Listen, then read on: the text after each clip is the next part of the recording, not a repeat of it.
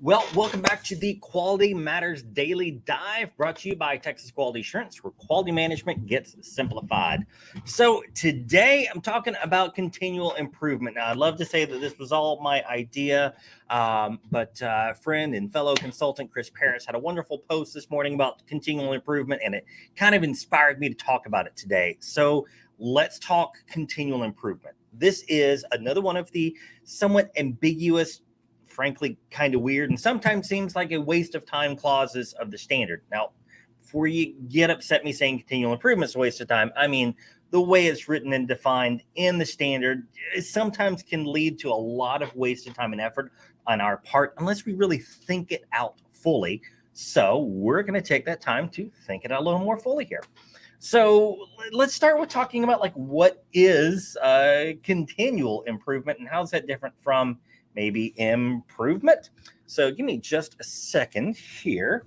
I accidentally closed out a document immediately before I opened up my window here. So let me share my screen. So it doesn't matter how many times you do this, you always tend to mess up something last second. Let's see, is that the document I want? Or is that there we go. Sorry about that.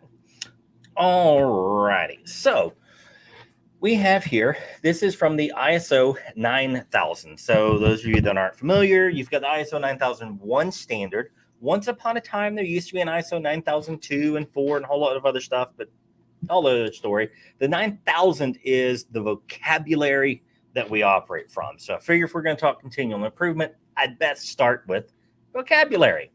When we do our QMS bootcamp training, oh my gosh, day one, I have to apologize to everyone. Half of it is nothing but vocabulary, but we got to understand these terms. So continual improvement is recurring activity to enhance performance. Okay, I guess that kind of makes sense.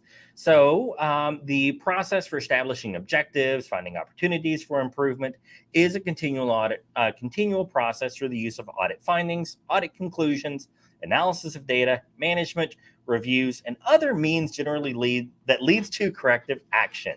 All right, so you've heard me talk before about how corrective action is definitely from the continual improvement clause 10 of the standard. So let's jump down here. And the ISO vocabulary backs that up. It's just such a shame that the way these standards are written doesn't line up as well as we would like it to. But in the improvement clause 10, corrective action, definitely there. So what the standard is telling you here, or the definitions are telling you, is that continual improvement can be met through a variety of means. This could be through establishing our objectives. Did we hit it this year? No. Let's make sure we hit it next year. Did we hit it this quarter? No. Let's make sure we hit it next quarter. What do we need to do? What do we need to change? What do we need to update?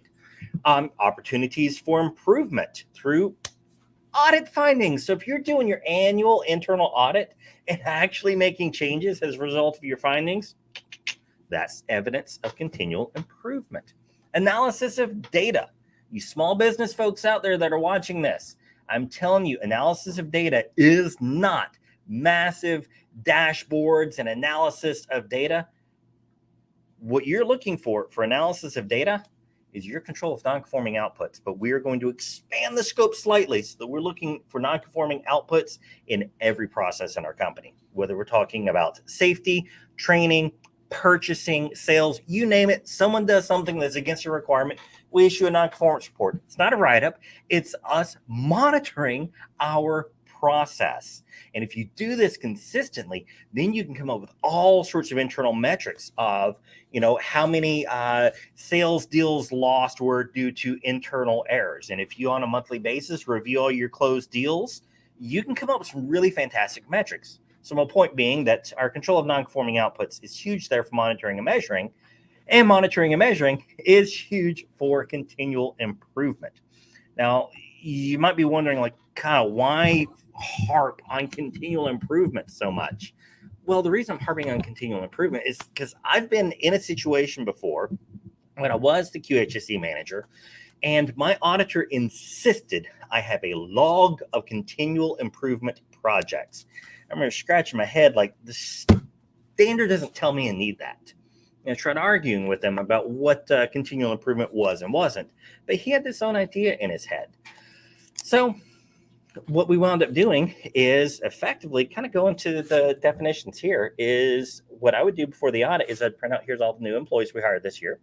Here's all the procedures that we edited and modified this year. Here's all the corrective actions we issued. Here's all of the analysis of my corrective actions. Here's changes we made in order to make sure we hit our objectives. And here's new services we offered and all these other things we did. Honestly, that took me about 30 minutes before the audit. And I was able to get him the log he was looking for. But there's no need to overcomplicate this. The fact is, continual improvement is baked into the entirety of the ISO 9001 standard. It just is. You can't run a compliant business without working to improve. Now, how much you improve, that's your call. That's your business. The auditor can't dictate how much improvement you make. They can only dictate that you're managing your business in a way that you respond to new opportunities, respond to risks, and make changes along the way.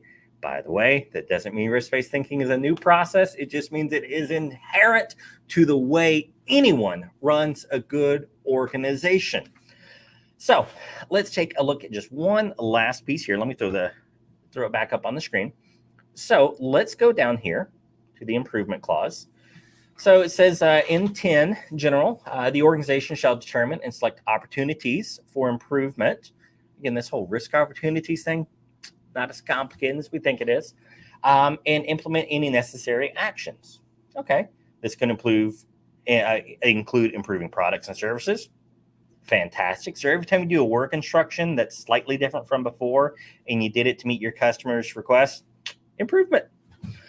Correcting, preventing, or reducing undesired effects, corrective actions. Improving performance and effectiveness of the quality management system. Your daily production meetings, again, your corrective actions.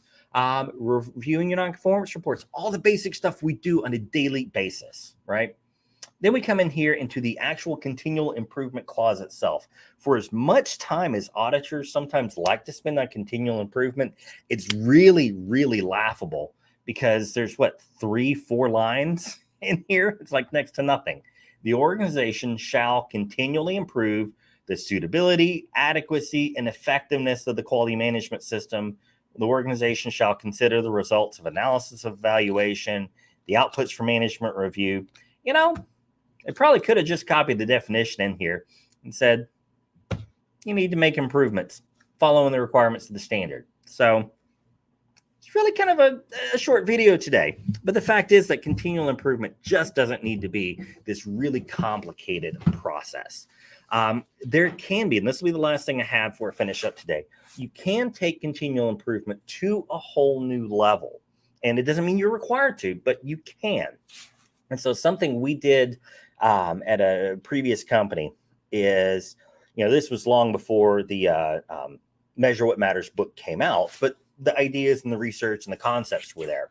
And so I've been reading through it. And I remember coming to our next quality team meeting and saying, hey guys, we need to implement this. It's called OKRs, Objectives and Key Results. You can go look it up if you want. We did a book review on it, part of the Business Visionaries book club a while back. Just search on YouTube, you'll find it. But I remember getting laughed at when I started talking about what Google does and OKRs and, coming in trying to sound smarter than I was. And I remember one of the production supervisors standing up and saying, Kyle, we just need to get blank done. And I was like, all right, we need to get stuff done. And said, okay, cool. Well, we're not going to call these OKRs. We're not going to call them any of that. We're going to call this our GSD list, our get done list. So that became another layer of our continual improvement, because these were things that were truly, fully improvement related. And it may be that we issued 3 or 4 corrective actions for each of these projects, because maybe we had a whole slew of documents to update, new documents to create, but it ran kind of parallel to our design and development process, which, by the way, design and development goes towards continual improvement. And so we did this so that we could keep up with some of these higher level, more broad reaching projects we had. And so once we did that, we just implemented adding that GSD list to my download of data literally 30 minutes before the auditor showed up so that he could see our continual improvement log. But that's it, folks. Continual improvement. It's really, Just run your business well, run it effectively, and document it along the way. Can't get much easier than that. Y'all take care.